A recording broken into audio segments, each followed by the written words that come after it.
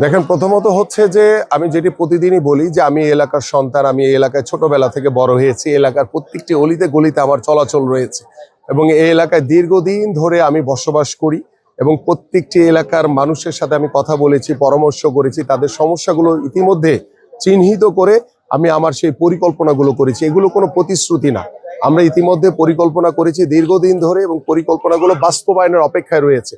আল্লাহ যদি আমাকে কবুল করে, আমার এই এলাকার সাধারণ মানুষের ভোটে আমি যদি ধানের শীষের প্রতীক নিয়ে নির্বাচিত হতে পারি, ইনশাল্লাহ আমরা যদি সরকার গঠন করতে পারি, প্রত্যেকটি পরিকল্পনা অক্ষরে অক্ষরে বাস্তবায়ন হবে ইনশাল্লাহ। এবং আমার এই এলাকায় প্রায় 4 লাখের উপরে ভোটার রয়েছে এবং আমাদের এখানে প্রায় অর্ধেক অর্ধেক মহিলা ভোটারও অর্ধেক, পুরুষ ভোটারও অর্ধেক।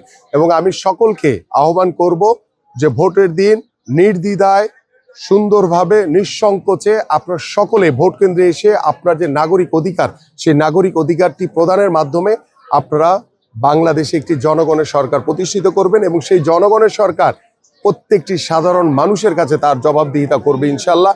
এবং আমার এই এলাকায় এখন পর্যন্ত লেভেল প্লেইং ফিল্ড ঠিক আছে, কোনো রকম সমস্যা নেই। আমরা আমাদের নেতা কর্মীরা অত্যন্ত সতর্ক অবস্থায় আছে, আইন শৃঙ্খলা বাহিনী অত্যন্ত সতর্ক অবস্থায় আছে এবং যারা উস্কানি দেওয়ার চেষ্টা করবে বা যারা কোনো বিশৃঙ্খলা করার চেষ্টা করবে, সাধারণ মানুষকে সাথে নিয়ে আমরা দৃঢ়ভাবে সেগুলো দমন করব ইনশাল্লাহ।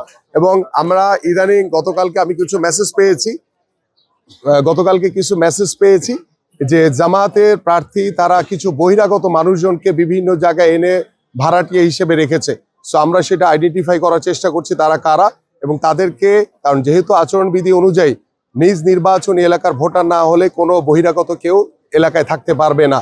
সো আমি আইন শৃঙ্খলা বাহিনীর সাথে ইতিমধ্যে কথা বলেছি, আমার রিটার্নিং অফিসার যিনি রয়েছেন এবং নির্বাচন কমিশনকে বিষয়টা অবগত করেছি।